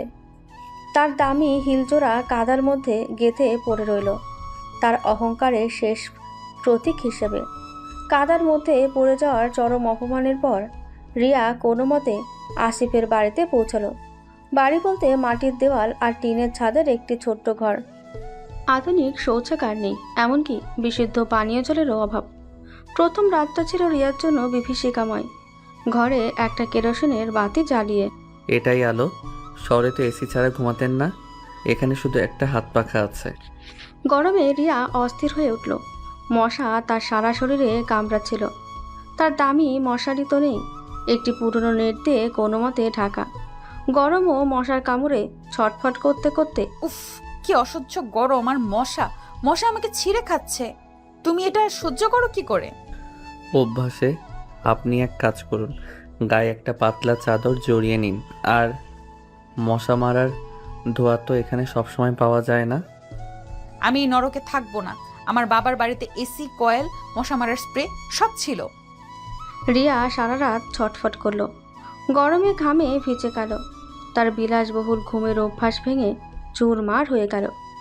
পরের দিন সকালে রিয়ার ঘুম ভাঙল প্রকৃতির ডাকে। সে অস্বস্তি নিয়ে আসিফকে জিজ্ঞেস করলো শৌচাগার কোথায়। আমার বাথরুম যেতে হবে। কোথায় সেটা? একটু দূরে একটা বেড়া দেওয়া জায়গা দেখিয়ে। ওই যে ওদিকে। আমাদের বাড়িতে তো আধুনিক বাথরুম নেই। রিয়া স্তম্ভিত হয়ে দেখল সেটা একটি অপরিষ্কার বেড়া দেওয়া কাঁচা শৌচাগার। সেখানে জল নিতে হয় বালতি করে। এটা কি? এই নোংরা জায়গায় আমি যাব? আমি কোনোদিন এসব শৌচাগার ব্যবহার করিনি। এটা আপনার বাবার টাকা দিয়ে কেনা বিলাসবহুল বাথরুম নয়, গ্রামের এটাই বাস্তবতা। অভ্যেস করতে হবে। রিয়া প্রথমে যেতে অস্বীকার করলো, কিন্তু পেটের তাগিদে তাকে বাধ্য হয়ে সে অপরিষ্কার শৌচাগার ব্যবহার করতে হলো। বের হয়ে সে প্রায় কেঁদে ফেলেছিল অপমানে আর ঘৃণায়। শহরের নামী রেস্তোরাঁর খাবার খাওয়া রিয়াকে এখানে খেতে হলো সাধারণ শাক ভাত। রান্নার জন্য জল আনতে হলো অনেক দূর থেকে। খাবার দেখে, এটা কি? এটা খাওয়া যায়? আমি এ খাবার খাই না। আর জল কোথায়? জলের বোতল কোথায়? জল এই পুকুর থেকে আনতে হয়, ফুটিয়ে পান করতে হয়। বাড়িতে কুয়া আছে, কিন্তু অনেক গভীর। আর খাবার, এটা এখানকার খাবার। খেতে না পারলে না খান। এখানে দামি রেস্টুরেন্টে। রিয়ার ক্ষুধা পেল, কিন্তু সেই খাবার সে মুখে দিতে পারল না। রাতে তার পেটে জ্বালা শুরু হলো। তার সব বিলাসিতা, তার সব অহংকার এখন তার জীবনের সবচেয়ে বড় বাধা হয়ে দাঁড়ায়। সে বুঝতে পারল এই গ্রামে তার ম্যাডামগিরি চলবে না। জীবন এখানে অনেক কঠিন, অনেক কঠোর। গ্রামের রিয়ার জীবন দুর্বিষহ হলেও সে তার অভ্যাস ছাড়তে পারছিল না। খাবার, জল, শৌচাগার সব কিছুতে সে তার বিরক্তি প্রকাশ করত। গ্রামের সরল মানুষগুলোর সাথেও সে খারাপ ব্যবহার শুরু করলো। এক দুপুরে আসিফ যখন তার জন্য সামান্য দোকানটি গোছাতে বাইরে গিয়েছিল, তখন রিয়া তাদের বাড়ির কুয়া থেকে বালতিতে জল তোলার চেষ্টা করছিল। রিয়া তো কোনোদিন এই কাজ করেনি। এ বালতি কুয়ার ভেতরে পড়ে গেল। বিরক্তিতে পা ঠুকতে ঠুকতে, উফ, কোথাকার অপদার্থ কুয়া এটা! এখন আমি কি করব? পাশের বাড়ির একজন বয়স্ক মহিলা, যার নাম শশী মাসি, তিনি রিয়ার চিৎকার শুনে এগিয়ে এলেন। শশী মাসি খুবই দরিদ্র, কিন্তু হৃদয় দিয়ে তিনি গ্রামের ধনী দরিদ্র নির্বিশেষে সকলকেই ভালোবাসেন। কি হয়েছে বৌমা, তোমার আলতি পড়ে গেছে বুঝি? দাঁড়াও, আমি তুলে দিচ্ছি। আপনি কেন? আপনি তো নোংরা, আপনি ধরবেন না। আমি আসিফকে দিয়ে পরে করব। যান এখান থেকে। শশী মাসির চোখে সামান্য জল এলো, তিনি রিয়াকে কিছু বললেন না। তিনি হাসি মুখে তার কোমরে জড়ানো দড়িটা টেনে কুয়ার ভেতরে ফেলে দিলেন আর দক্ষতার সাথে মুহূর্তের মধ্যেই বালতিটা তুলে আনলেন। বালতিটা এগিয়ে দিয়ে, নাও বৌমা, প্রথম প্রথম অসুবিধা হবে, আস্তে আস্তে সব ঠিক হয়ে যাবে। তুমি তো শহরের মেয়ে, তোমার কষ্ট হচ্ছে। তুমি যদি কিছু না পারো আমাকে বলবে, আমি আছি তোমার পাশে। রিয়ার কঠোর ব্যবহার সত্ত্বেও শশী মাসির এই আন্তরিক ব্যবহার রিয়াকে অবাক করল। সে কিছু বলতে পারল না। অন্য একদিন রিয়া দুপুরে একা রান্না করতে গিয়ে হাতে ফোসকা ফেলে দিল। যন্ত্রণায় সে কাঁদতে শুরু করলো। তখন পাশের বাড়ির একটি কিশোরী মেয়ে, যার নাম মিনা, ছুটে এলো। ভাবি, কি হয়েছে? হাত পুড়ে গেছে? কেন এসেছিস তুই? দূর হ, তোর মতো ছোট লোকের স্পর্শ আমার লাগবে না। মিনা একটুও না কেঁদে ঘর থেকে দ্রুত ঠান্ডা জল আর কাঁচা হলুদ নিয়ে এলো। সে জোর করে রিয়ার হাতে হলুদের প্রলেপ লাগিয়ে দিল। এই নাও, হলুদ দিলে জ্বালা কমে যাবে। তুমি রাগ করছো কেন? আমরা তো তোমার ক্ষতি চাই না। তুমি একা একা রান্না করতে পারো না, বলনি কেন? মিনার এই সেবা এবং ভালোবাসা দেখে রিয়া নিজেকে আরও বেশি অপরাধী মনে করল।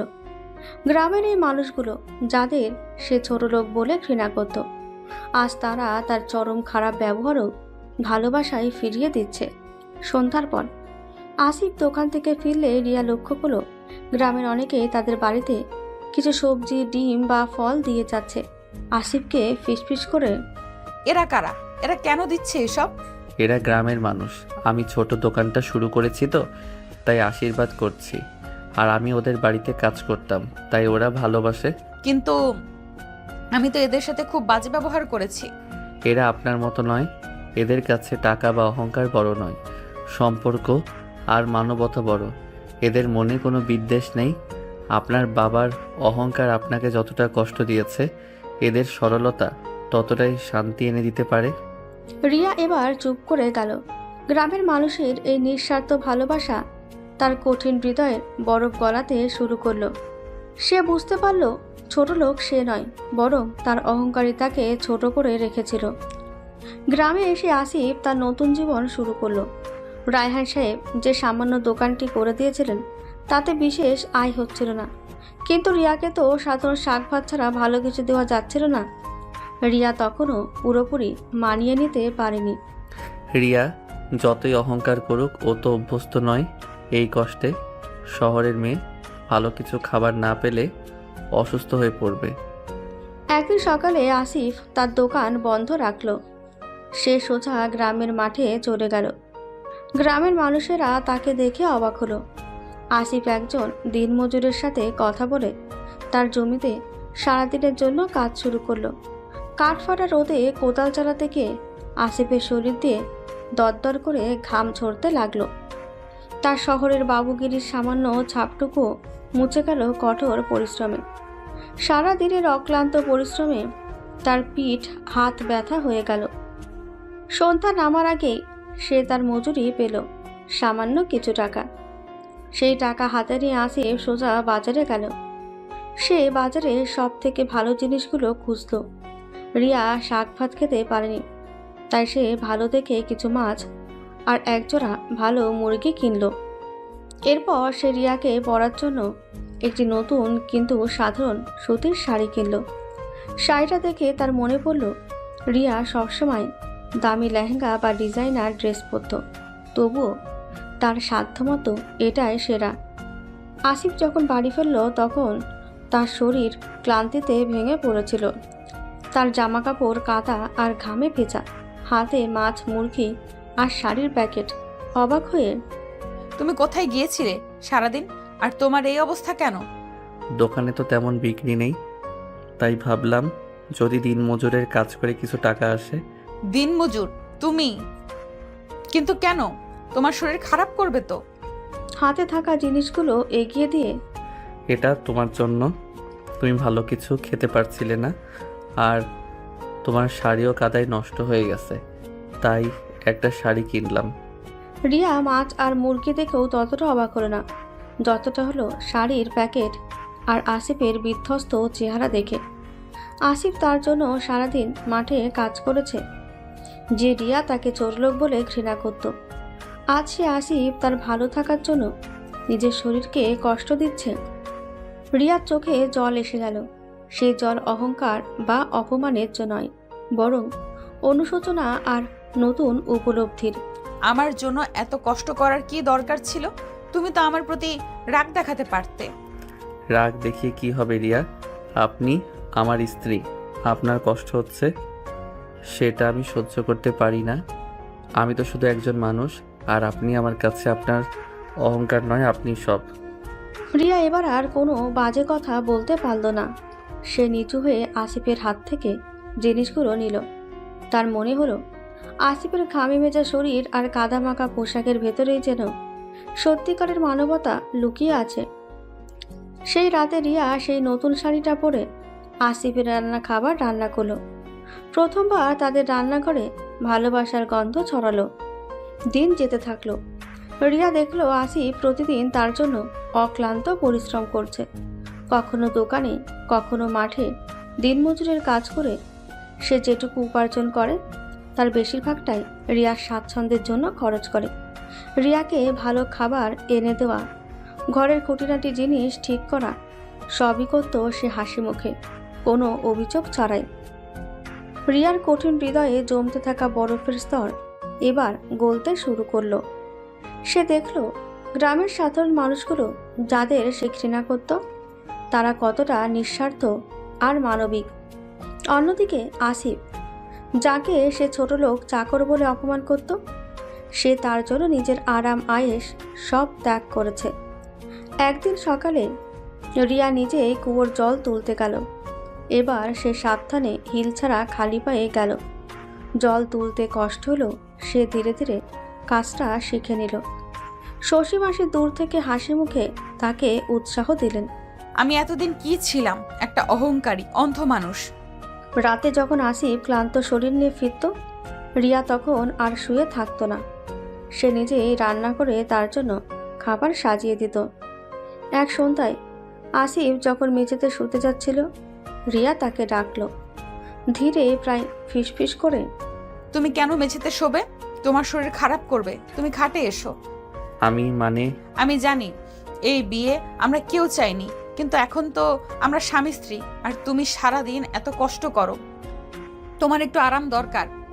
আসিফ খাটে এলো, কিন্তু তাদের মাঝে তখনও দূরত্ব ছিল। তবে এই দূরত্ব ছিল সম্মানের, ঘৃণার নয়। একদিন রিয়া আসিফের জন্য রাতের খাবার বানাচ্ছিল। আসিফ ঘরে ঢুকে দেখল রিয়া রান্নার সময় হাতে সামান্য আঘাত পেয়েছে। কি হয়েছে রিয়া? সাবধানে কাজ করতে পারো না? আসিফের কণ্ঠে ছিল উদ্বেগ, যা রিয়া আগে কখনো শোনেনি। আসিফ নিজেই তার হাতে যত্ন করে ওষুধ লাগিয়ে দিল। আসিফের মুখের দিকে তাকিয়ে তার চোখে কৃতজ্ঞতা। আমার জন্য এত চিন্তা করো কেন? আমি তো তোমার সাথে কত খারাপ ব্যবহার করেছি। আপনি আমার স্ত্রী, আমি আপনাকে ঘৃণা করি না রিয়া। আমি শুধু আপনার অহংকারকে ঘৃণা করতাম। এখন সেই অহংকার ভাঙছে। আপনি যখন প্রথমবার কাদার মধ্যে পড়েছিলেন, আমি হেসেছিলাম, কারণ আপনার অহংকার মাটির সাথে মিশে গিয়েছিল। কিন্তু এখন আমি খুশি, কারণ আপনি মানুষ হচ্ছেন। আসিফের এই কথাগুলো রিয়ার ভেতরের দেওয়ালটা ভেঙে দিল। সে বুঝতে পারল আসিফ কেবল তাকে রক্ষা করেনি, বরং তাকে নতুন জীবনও দিয়েছে। রিয়া চোখ নামিয়ে বলল, আমাকে ক্ষমা করো আসিফ। সেই রাতে তাদের মাঝে শারীরিক কোনো সম্পর্ক হলো না, কিন্তু তাদের হৃদয় কাছাকাছি এলো। রিয়া তার জীবনের প্রথম সত্যিকারের শান্তি অনুভব করলো। সেই শান্তি যা কোনো দামি এসি বা বিলাসবহুল বিছানায় পাওয়া যায় না, যা পাওয়া যায় কেবল একজন মানুষের নিঃস্বার্থ ভালোবাসায়। রিয়া তার অহংকারের রাজমহল ছেড়ে এবার মানবতার ঘরে প্রবেশ করল। রিয়ার অনুশোচনা আর আসিফের নিঃস্বার্থ ভালোবাসা তাদের বিচ্ছিন্ন সম্পর্ককে ধীরে ধীরে নতুন এক পথে নিয়ে চলল। রিয়া তার গ্রামে নতুন জীবন মেনে নিতে শুরু করলো। সে এখন আর নিজেকে ম্যাডাম ভাবে না, বরং গ্রামের সহজ সরল জীবনধারার একজন অংশ হতে চেষ্টা করে। সে শশী মাসির কাছে রান্না শেখা শুরু করলো। মিনার সাথে কুয়া থেকে জল আনত। তার ভেতরের অভিমান আর জেদ কমে আস্তে আস্তে এক সহজ মানবিক রিয়া বেরিয়ে এলো। আসিফ দেখলো রিয়া এখন আর তাকে এড়িয়ে যায় না। সারাদিনের শেষে যখন সে ক্লান্ত হয়ে ঘরে ফিরত, রিয়া তার জন্য জল এনে দিত, তার হাত মুখ ধুয়ে দিত আর যত্ন করে খাবার পরিবেশন করত। পরের রাতে আসিফ যখন মেঝেতে শোবার প্রস্তুতি নিচ্ছিল, রিয়া তাকে ডাকলো। আসিফ খাটে উঠল। তারা দুজনেই পাশাপাশি শুয়ে রইল। তাদের মাঝে আর কোনো দেওয়াল ছিল না। তাদের চোখ কথা বলল, যা ভাষা দিয়ে প্রকাশ করা যায় না। তোমার কষ্ট হচ্ছে না তো? না, তোমার কাছে এলে আমার শান্তি লাগে। মনে হয় তুমি একমাত্র মানুষ যে আমাকে সত্যিই রক্ষা করেছো আর আমার এই নতুন জীবনে আমাকে সাহস জুগিয়েছো। আমি ভুলে গেছি শহরের জীবন, আমি ভুলে গেছি আমার অহংকার। এখন শুধু মনে হয় তুমিই আমার সব কিছু। রিয়া ধীরে ধীরে আসিফের কাঁধে মাথা রাখল।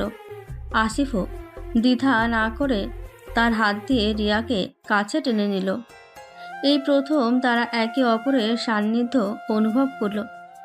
তাদের সম্পর্ক এখন আর রায়হান সাহেবের দেওয়া কোনো চুক্তি নয়, বরং একে অপরের প্রতি গভীর নীরবতা আর ভালোবাসার বন্ধন।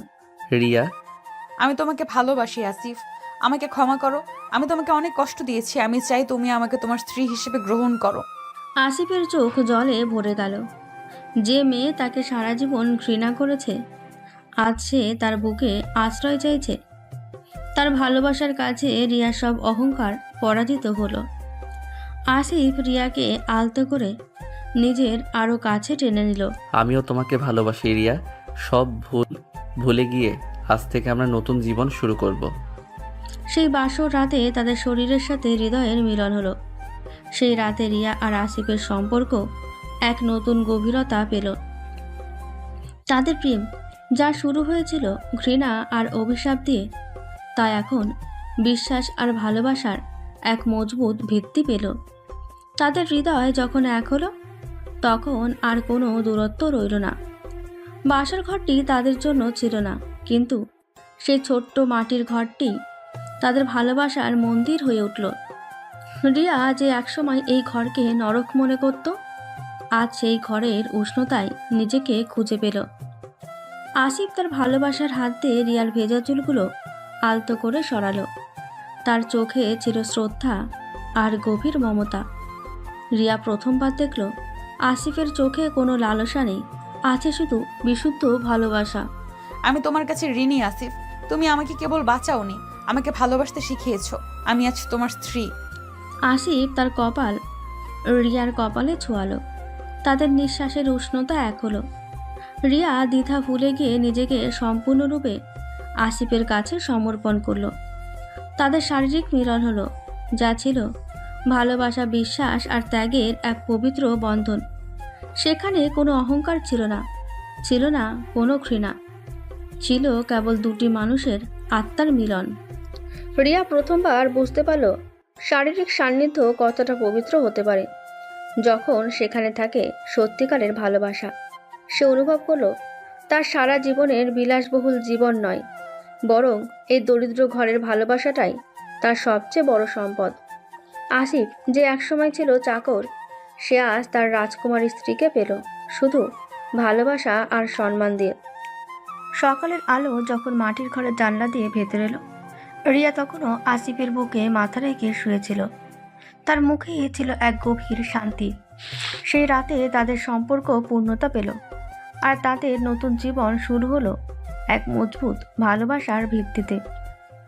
বাসর রাতের পর সকালে রিয়া যখন আসিফের বুকে জেগে উঠল, তখন তার মুখে ছিল এক গভীর পরিতৃপ্তি আর ভালোবাসা। আসিফ তখনও ঘুমিয়েছিল। রিয়া আলতো করে আসিফের কপালে চুমু খেল। শুভ সকাল আমার জীবন। আসিফ চোখ খুলল। তার চোখে তখন ভোরের আলো। সে রিয়াকে দেখল। তার চোখে আর সেই অহংকার নেই, আছে শুধু স্নিগ্ধতা। শুভ সকালে রিয়া, এখন আমার সকালটা সত্যি শুভ। তুমি কি করে পারলে আসিফ? আমি তোমাকে এত অপমান করলাম, এত ঘৃণা করলাম, আর তুমি শুধু আমাকে ভালোবেসেই গেলে। তোমার ভিতরের মানুষটাকে আমি প্রথম থেকেই দেখতে পেয়েছিলাম রিয়া। তোমার অহংকারটা ছিল একটা মুখোশ। আমি জানতাম একদিন এই মুখোশটা ভাঙবেই। আমি তো শুধু অপেক্ষা করেছিলাম। আর শোনো, কি? আমার কাছে তোমার ওই রাজমহলের এসি ঘর, দামি গাড়ি আর গয়না কিছুই ছিল না। আমার কাছে ছিল শুধু এই মাটি আর এই ভালোবাসা। তুমি সেই রাজমহল ছেড়ে এই মাটির ঘরে আসতে পেরেছো, এটাই আমার সবচেয়ে বড় পাওয়া। আমার বাবা ঠিকই করেছিলেন আমাকে এই পৃথিবীতে এনে, এই মানুষের কাছে এনে। তিনি আমাকে বাঁচালেন। তুমি আমার আসল রাজপুত্র আসিফ। আলতো করে রিয়ার চিবুক তুলে ধরে তুমি আমার রানী, যে রানী অহংকারকে ত্যাগ করে ভালোবাসা বেছে নিয়েছে। আর শোনো, এখন থেকে আর কোনো কষ্ট বা চিন্তা নয়। তুমি আমার পাশে থাকলে আমি এই গ্রামে আরেকটা নতুন রাজত্ব গড়ব, যেখানে তুমি রাজা আর আমি তোমার একমাত্র দাসী, শুধু ভালোবাসার দাসী। না রানী, তুমি হবে আমার হৃদয় রানী। চল, আজ থেকে আমরা এই মাটির ঘরটাকে ভালোবাসার স্বর্গ বানাই। রিয়া আর আসিফ একে অপরের চোখে নতুন জীবনের অঙ্গীকার দেখল। তাদের ভালোবাসা আর বিশ্বাসের বাঁধন এখন জীবনের সব বাধা পার করার জন্য যথেষ্ট। তাদের ভালোবাসার পর রিয়া আর আসিফের জীবনে এক নতুন ছন্দ এলো। রিয়া এখন আর ঘরে বসে থাকে না, সে পুরোপুরি বদলে গেছে। সে বুঝতে পেরেছে তার স্বামীর পরিশ্রমের মূল্য কতটা। তুমি এত কষ্ট করে মাঠে কাজ করো আর আমি শুধু ঘরে বসে থাকবো? না, তা হবে না। আমি তোমার দোকানটা সামলাবো। তুমি দোকান সামলাবে? তুমি তো কোনোদিন কোনো কাজ করনি। আমি শিখবো। আমি তখন তোমার স্ত্রী, তোমার সঙ্গী। শহরের কলেজে ডিগ্রি কাজে না লাগুক, তোমার ভালোবাসা তো কাজে লাগাতে পারি। এরপর থেকে শুরু হলো রিয়া ও আসিফের নতুন সংগ্রাম। আসিফ সকালে মাঠে দিনমজুরের কাজ করতে যেত, কারণ দোকানের সামান্য আয়ে সংসার চালানো কঠিন ছিল। আর রিয়া তার স্বামীর সেই ছোট্ট দোকানটি সামলাতে লাগলো। প্রথম দিকে রিয়াকে অনেক ঝামেলা পোয়াতে হলো। গ্রামের মানুষের সাথে দরদাম করা, হিসেব রাখা, এসব তার জন্য কঠিন ছিল। কিন্তু তার আন্তরিকতা ও মিষ্টি ব্যবহার ধীরে ধীরে গ্রামের মানুষের মন জয় করে নিল। রিয়া এখন হাসি মুখে শশী মাসির কাছে চাল ডাল বিক্রি করে, মিনার সাথে গল্প করে। তার দোকানে এখন ভিড় লেগেই থাকে। তার সততা আর যত্নশীল ব্যবহারে দোকানটি অল্প সময় লাভজনক হয়ে উঠল। আসিফ যখন দিনের শেষে কাদা মেখে ক্লান্ত হয়ে ফিরত, রিয়া তখন দোকান বন্ধ করে তার জন্য খাবার তৈরি করত। তুমি দোকানটা না সামলালে কি হতো? আমার কষ্ট কমেছে আর আয়ও বেড়েছে। তুমি চিন্তা করো না, আর তোমার এত কষ্ট করে মাঠে যেতে হবে না। এবার শুধু দোকানেই মন দাও, আমি তোমার পাশে আছি। প্রায় বছর খানেক পর একদিন দুপুরে গ্রামের কাঁচা রাস্তায় একটা দামি গাড়ি এসে থামল। গাড়ি থেকে নামলেন রায়হান সাহেব। তিনি নিঃশব্দে রিয়া ও আসিফের বাড়ির দিকে এগিয়ে গেলেন। রায়হান সাহেব দেখলেন রিয়া হাসি মুখে দোকানে বসে গ্রামের মহিলাদের সাথে গল্প করছে, সাবধানে হিসেব করছে। তার পরনে দামি পোশাক নেই, সাধারণ শাড়ি, পায়ে হিল নেই, স্লিপার। কিন্তু তার মুখে যে উজ্জ্বলতা, তা আগে কখনো ছিল না। হঠাৎ রায়হান সাহেবকে দেখে চমকে উঠল। বাবা, আপনি?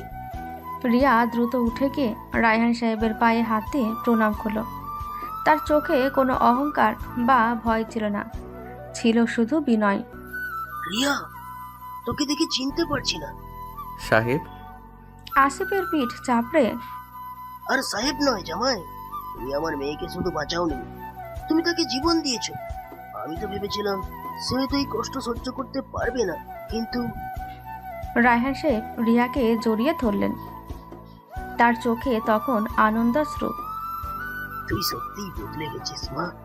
তোর চোখ দেখে আমি বুঝতে পারছি তোর ভেতরের অহংকারটা আজ পুরোপুরি মরে গেছে। তুই একজন প্রকৃত মানুষ হয়েছিস মারে, প্রকৃত মানুষ। তোর হাসিতে আজ যে শান্তি, তা আমার টাকা দিয়ে কেনা যাবে না। আপনার জন্যই আজ আমার নতুন জীবন বাবা। আপনি যেদিন আমাকে শাস্তি না দিলে, আপনি সেদিন আমাকে শাস্তি না দিলে আমি বুঝতেই পারতাম না ভালোবাসা আর মানবতা কি জিনিস। রায়হান সাহেব দেখলেন আসিফ আর রিয়া এখন সত্যিকারের সুখী দম্পতি। তিনি বুঝতে পারলেন তার মেয়েকে সঠিক শিক্ষা দিতে গিয়ে তিনি হয়তো কষ্ট দিয়েছেন, কিন্তু বিনিময়ে তারা পেয়েছে সত্যিকারের ভালোবাসা আর মূল্যবোধ। রায়হান সাহেব সানন্দে ঘোষণা করলেন এবার তারা যখন খুশি শহরে ফিরতে পারে। তবে রিয়া আর হাসিফ হাসি মুখে জানালো তাদের রাজত্ব এখন এই গ্রামে। রায়হান সাহেবের আশীর্বাদ পাওয়ার পর রিয়া আর আসিফের দাম্পত্য জীবনে আরও আনন্দ এলো। তাদের ছোট্ট সংসার ভালোবাসা আর আনন্দে ভরে উঠল।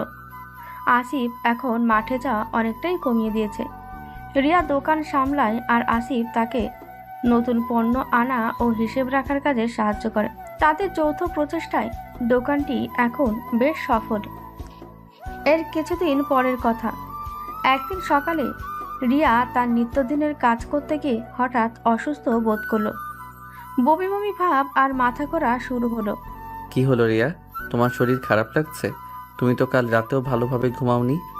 জানি না, শরীরটা কেমন যেন দুর্বল লাগছে, হয়তো গ্রামের গরমে এমন হচ্ছে। আসিফ আর দেরি করল না। সে তৎক্ষণাৎ রিয়াকে নিয়ে গ্রামের স্বাস্থ্যকেন্দ্রে গেল।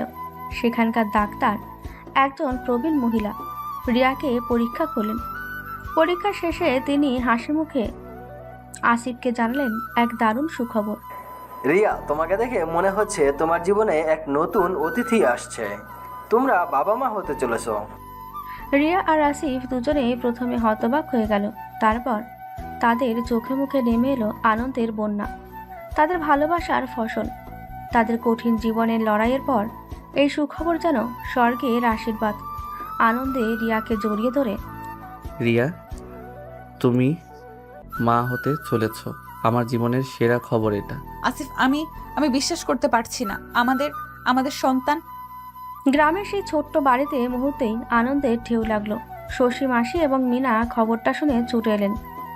শশী মাসি রিয়াকে কোলে বসিয়ে আদর করলেন, আর মিনা তাকে নানান ধরনের লোক উপদেশ দিতে শুরু করলো। বৌমা, সাবধানে থাকবে, এখন আর ভারী কাজ করবে না। আমি আসিফকে বলে দেব সে যেন এখন তোমাকে বেশি কষ্ট না দেয়। রিয়া এই প্রথমবার তার জীবনে এত গভীর এবং সত্যিকারের সুখ অনুভব করলো। তার গর্ভে এখন তাদের ভালোবাসার প্রতীক। যে রিয়া একদিন তার গর্ভের সন্তানের বাবাকে ছোটলোক বলে ঘৃণা করত, আজ সেই রিয়া গর্বিতভাবে সেই স্বামীর সন্তানের জননী হতে চলেছে। সন্ধ্যায় আসিফ রায়হান সাহেবকে ফোন করে খবরটা জানাতেই রায়হান সাহেব আনন্দে কেঁদে ফেললেন। তিনি তৎক্ষণাৎ তাদের কাছে আসার জন্য রওনা হলেন। এবার আর শাস্তি দিতে নয়, তার মেয়ে আর জামাইকে অভিনন্দন জানাতে। তাদের ভালোবাসার রাজত্ব এখন পূর্ণতার পথে। রিয়া অন্তঃসত্ত্বা হওয়ার খবরটা তাদের জীবনে এক নতুন দিগন্ত খুলে দিল। রায়হান সাহেব তড়িঘড়ি গ্রামে এলেন। তার চোখে এখন শুধু আনন্দ আর গর্ব। তিনি রিয়াকে শহরে ফিরিয়ে নিয়ে যেতে চাইলেন উন্নত চিকিৎসার জন্য, কিন্তু রিয়া রাজি হলো না। বাবার হাত ধরে, বাবা, আমি এখানে ভালো আছি। এখানে সবাই আমাকে এত ভালোবাসে, এত যত্ন করে, যা শহরে কোনো দামি হাসপাতালেও পেতাম না। আমার সন্তান এই মাটির গন্ধেই বড় হবে। রায়হান সাহেব তার মেয়ের কথায় মাথা নত করলেন। তিনি বুঝলেন তার মেয়ে এখন সত্যিই সুখী। তিনি গ্রামে কিছু টাকা দান করলেন, আসিফের দোকানটিকে আরও বড় করে দিলেন, আর রিয়া ও অনাগত সন্তানের জন্য সব ধরনের সুবিধা নিশ্চিত করলেন। সন্ধ্যার পর রিয়াকে জড়িয়ে ধরে, তুমি আজ আমার জন্য এত কিছু ত্যাগ করলে আমি তোমাকে এই ভালোবাসার প্রতিদান দিতে পারবো না। তুমি তো আমাকে সব দিয়েছো আসিফ। তুমি আমাকে অহংকারের দাসী থেকে ভালোবাসার রানী বানিয়েছো। আমাদের এই সন্তান হবে আমাদের ভালোবাসার প্রতীক। এর কোনো রাজমহল লাগবে না, এর বাবা আর মায়ের ভালোবাসাই হবে এর রাজত্ব। দেখতে দেখতে 9 মাস কেটে গেল। রিয়া গ্রামের মানুষদের আদরে আর যত্নে হাসি খুশি রইল। আসিফ এই সময়টাতে এক মুহূর্তের জন্য তাকে চোখের আড়াল করেনি। তার চোখে সবসময় ছিল রিয়া আর অনাগত সন্তানের প্রতি গভীর যত্ন। একদিন রাতে রিয়ার প্রসব বেদনা শুরু হলো। গ্রামের শশীমাস এবং অন্যান্য মহিলারা ছুটে এলেন। স্বাস্থ্যকেন্দ্রের ডাক্তাররাও এলেন। কঠিন প্রসব যন্ত্রণার পর রিয়া জন্ম দিল এক ফুটফুটে পুত্র সন্তানের। নবজাতকের কান্না যখন সে ছোট্ট মাটির ঘরে প্রতিধ্বনিত হলো, তখন আসিফের চোখ জলে ভরে গেল। সে তার সদ্যজাত সন্তানকে হাতে তুলে নিল। তার চোখে ছিল এক অপার্থিব তৃপ্তি। রিয়া তখন হাসি মুখে তার স্বামীর দিকে তাকালো। রিয়ার কপালে চুমু দিয়ে পারবো না। ধন্যবাদ রিয়া, সব কিছুর জন্য ধন্যবাদ। এ তো আমাদের ভালোবাসার জয় আসিফ।